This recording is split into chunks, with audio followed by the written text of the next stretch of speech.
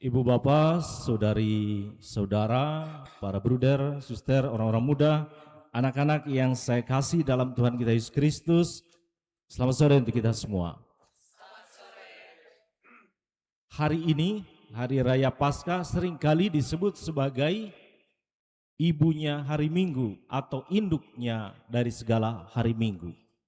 Artinya, perayaan Ekaristi yang kita laksanakan setiap hari Minggu bersumber dari Hari Raya Minggu Paskah. Fakta kebangkitan Yesus pada hari Minggu tidak diragukan lagi. Sebab bacaan semalam menginformasikan bahwa setelah hari Sabat itu hari Sabtu, menjelang menyingsingnya fajar hari pertama minggu itu, malaikat menginformasikan kepada Maria Magdalena bahwa Tuhan telah bangkit. Tradisi Yahudi menghitung waktu hari baru berbeda dengan perhitungan kita zaman ini. Kalau kita menghitung hari baru itu jam 12 malam lewat, berarti hari baru. Mereka punya tidak. Mulai petang, dari petang ke petang, itu adalah satu hari. Makanya kita bisa mengetahui kenapa ada hari Kamis, Jumat, Sabtu, Minggu, ada 4 hari tapi disebut Tri Hari Suci.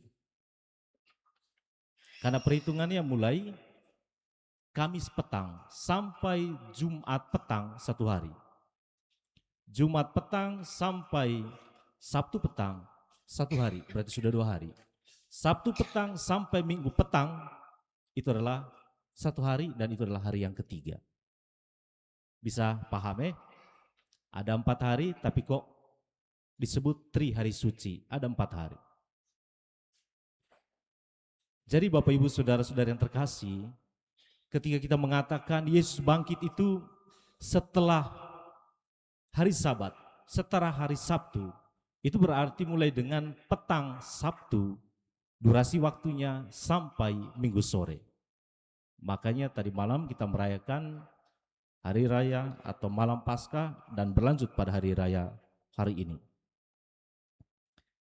Penginjil Yohanes menginformasikan bahwa pada hari pertama minggu itu ketika hari masih gelap, Maria Magdalena menemukan bahwa makam Yesus telah kosong dan Petrus melihat hanya ada kain kafan yang terletak di dalam makam, bahkan juga dideskripsikan luar biasa dalam Injil bahwa kain peluh yang sebelumnya ada di kepala Yesus terlipat dengan rapi. Fakta makam kosong mengatakan bahwa Yesus tidak ada lagi di makam. Ketika Yesus mau dimakamkan, orang-orang Farisi, imam-imam kepala itu, mereka meminta kepada Pilatus supaya mengirimkan pasukan menjaga makam itu. Karena Yesus pernah berpesan, pada hari yang ketiga saya akan bangkit. Imam-imam kepala takut bahwa jenazah dari Yesus diambil oleh para rasul. Dan para rasul membuat sebuah kisah bahwa Yesus telah bangkit. Dan imam-imam kepala juga mengatakan bahwa itu jauh lebih berbahaya daripada yang pertama. Fakta makam kosong sekali lagi mau menyatakan bahwa Yesus tidak ada lagi di makam. Tetapi apakah jenazah Yesus itu dicuri orang? Menarik. Yesus meninggalkan bukti bahwa dia tidak dicuri orang. Apakah ada seorang pencuri yang tetap meninggalkan jejaknya supaya bisa diteliti oleh orang lain? Di dalam makam masih ada kain kafan yang proses pembungkusan jenazahnya cukup ribet. Dan kain peluh yang ada di kepala jenazah itu dikabarkan tergulung rapi dan terlipat. Yang menjadi pertanyaannya, adakah orang yang datang mencuri jenazah membuka baik-baik kain kafan, melipat baik-baik, baru bawa lari? Dia mencuri sekaligus meninggalkan sidik jarinya untuk bisa diketahui oleh orang lain. Sekali lagi, fakta makam kosong mau menyatakan Yesus tidak ada lagi. Apakah Yesus itu dicuri oleh para rasul? Jawabannya tidak. Dia sungguh bangkit. Dan ini dikonfirmasi juga oleh malaikat ketika Maria Magdalena datang ke makam Yesus. Dia yang telah disalibkan itu tidak ada lagi di sini. Dia telah bangkit.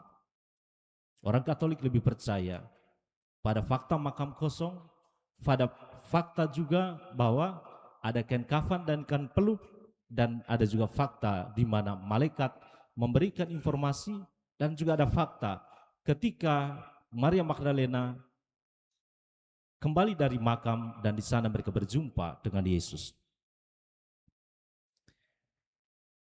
Yang menjadi pertanyaan bagi kita, kalau dalam Injil Yohanes menyebutkan bahwa hari pertama dalam minggu itu, apakah hari pertama dalam satu minggu? Bapak Ibu bisa jawab. Hari pertama dalam satu minggu itu hari apa? Senin. Hari apa? Anak sekolah bilang Senin, karena mereka baru mulai sekolah hari Senin. Hari pertama dalam minggu itu adalah hari Minggu. Ahad. Ahad itu hari pertama dalam minggu, ya adalah minggu. Yang menariknya kata minggu itu merupakan bahasa serapan dari bahasa Portugis, domingo. Dan akar kata domingo itu berasal dari bahasa Latin dominica, yang berarti hari Tuhan. Mengapa disebut sebagai hari Tuhan? Karena pada saat itulah Tuhan bangkit. Dan kita bersyukur bahwa setiap hari Minggu, setiap hari Tuhan, semua tanggalnya berwarna merah. Atau ada tanggal hitam. Hanya kita yang sengaja membuat tanggal hitam di tanggal merah. Sebenarnya mesti libur, tetapi terus bekerja. Liburnya bukan untuk tidur, melainkan kita diundang untuk mengindahkan apa yang ada dalam 10 perintah Allah, khususnya perintah ketiga, kuduskanlah hari Tuhan. Bagaimana cara kita menguduskan hari Tuhan? Kita kembali ke 5 perintah gereja, khususnya perintah yang kedua, ikutilah perayaan Ekaristi pada hari Minggu. Mungkin ajakan ini terdengar biasa saja bagi kita, tetapi kita mesti ingat, karena kebangkitan Kristuslah iman kita tidak sia-sia. Karena kebangkitan Kristuslah Petrus berani bersaksi di rumah Cornelius dalam bacaan pertama. Karena kebangkitan Kristuslah Paulus mengajak kita untuk mencari perkara di atas, di mana Kristus berada duduk di sebelah kanan Allah. Mungkin kita beralasan bahwa saya sibuk. Kalau semua hari kita sibuk bekerja, kapan kita menikmati segala hal yang kita kerjakan? Kita perlu sadari bahwa pahala terdekat dari kerja bukan uang.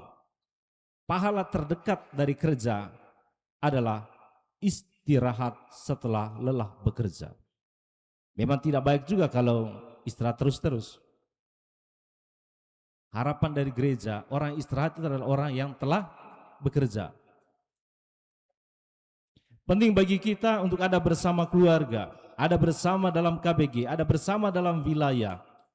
Dan yang terpenting adalah kita bersyukur bersama dalam Ekaristi di gereja ini sebagai umat separoki. Menarik Bapak Ibu Saudara-saudara yang terkasih, dalam Injil ada 3 tokoh. Pertama, Maria Magdalena. Siapa itu Maria Magdalena? Perempuan asal Magdala. Namanya Maria. Karena dia asal dari Magdala, maka disebut sebagai Maria Magdalena. Yang pernah disembuhkan oleh Yesus dari kerasukan 7 roh jahat. Kemudian dia setia mengikuti Yesus setelah dia sembuh.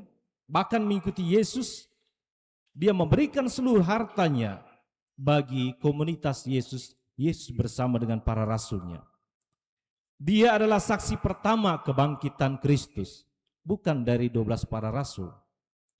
Juga mewartakan kebangkitan Tuhan kepada para rasul. Maka satu gelar yang ditempatkan kepada Maria Magdalena, dia memiliki gelar Apostola Apostolorum, rasulnya para rasul.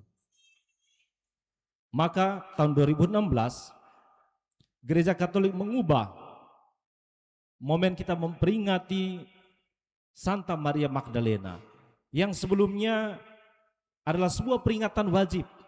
Tetapi sejak tahun 2016, gereja tidak lagi menempatkan dia hanya peringatan wajib sebagai santo santa biasa, tetapi menaikkan derajatnya itu menjadi pesta Santa Maria Magdalena. Itu setara dengan pesta Santo Matius, pesta Santo Lukas. Gereja seolah-olah melihat, meskipun dia tidak terpilih sebagai 12 para rasul, tetapi dia memiliki martabat sebagai seorang rasul. Sekali lagi, dia memiliki satu gelar yang diberikan oleh Gereja Katolik, yakni Apostolorum. Dia adalah sebagai rasul bagi para rasul. Apakah kita tidak pernah disentuh oleh kasih Tuhan seperti kisah Maria Magdalena? Kita masih hidup dan pernah sembuh dari sakit. Menjadi pertanyaannya, kapan kita bersyukur untuk semua sentuhan kasih Allah itu? Tokoh yang kedua, Petrus, seorang dari kelas bawah, seorang nelayan yang pernah menyangkal Yesus, tipe pemberani sekaligus penakut. Tetapi martabatnya sebagai paus pertama diberikan oleh Yesus kepadanya. Paus pertama dalam Gereja Katolik bukan orang yang sudah belajar filsafat, belajar teologi, tetapi seorang nelayan sederhana bernama Petrus. Coba kita perhatikan jejak hidupnya. Apakah kita datang dari keluarga yang kaya atau datang dari keluarga sederhana? Apakah dari kelas atas ataukah dari kelas biasa-biasa saja? Lalu mengapa Tuhan tetap mempercayakan kita sebagai kepala keluarga, sebagai pribadi yang terpandang atau pribadi yang beruntung? Bukankah itu adalah tanda kasih Tuhan bagi kita? Yang terakhir, Rasul Yohanes. Dalam Injil dia berlari lebih cepat daripada Petrus karena usianya masih sangat muda. Beberapa sumber menyebutkan bahwa Yohanes mengikuti Yesus sejak usia belia 15 sampai 20 tahun. Ada yang berumur 15 sampai 20 tahun di sini? Ada? Atau sudah umur 50-an tahun ke atas semua? Siapa yang usia 15 sampai 20 tahun? Kalau ada, di antara itulah beberapa sumber yang menyebut usia dari Rasul Yohanes ketika mengikuti Yesus. Sangat belia. Bukan orang tua semua. Dan dia dipanggil bersama kakaknya bernama Yakobus, ayah mereka bernama Zebedeus, dan ibu mereka bernama Salome. Mereka dari keluarga berada, punya kapal sendiri, tidak seperti Petrus, seorang upahan nelayan biasa. Mereka punya kapal penangkap ikan. Dia adalah satu rasul yang meninggal secara alamiah. Para rasul yang lain wafat sebagai martir, dibunuh. Tetapi Yohanes meninggal secara alamiah, sementara kakaknya Yakobus sebagai martir, bahkan martir pertama dari 12 para rasul. Dia setia bersama Bunda Maria di kaki salib. Dia meninggal di usia yang sangat tua. Jadi dia mulai mengikuti Yesus di usia yang sangat muda. Dan dari barisan para rasul, dialah yang meninggal paling terakhir. Dan dia meninggal kurang lebih tahun 100. Usia muda, ekonomi yang mantap, melayani sampai usia tua bukan penghalang baginya untuk memberi seluruh dirinya untuk Tuhan. Bagi Yohanes, usia muda dan usia tua hanyalah kumpulan angka dalam perhitungan waktu manusia. Bagi Yohanes tidak ada kata terlalu muda dan terlampau tua di hadapan Allah. Oleh karena itu kita diundang, mulailah menjadi tanda berkat Tuhan bagi sesama dalam kebersamaan hidup. Jangan katakan aku terlalu muda atau terlampau tua. Menjadi manusia Paskah berarti menyingkirkan semua penghalang yang membuat kita susah sekali bersyukur, susah memberi diri untuk Tuhan dan gerejanya, susah merendahkan hati, dan sukar terlibat dalam kebersamaan sebagai anggota Gereja Katolik, anggota KBG, anggota wilayah, anggota paroki, dan juga anggota kuskupan. Semoga kebangkit Tuhan menghancurkan semua batu penghalang itu bagi kita, agar kita secara pribadi dan bersama turut bangkit bersama Kristus. Tuhan memberkati kita semua.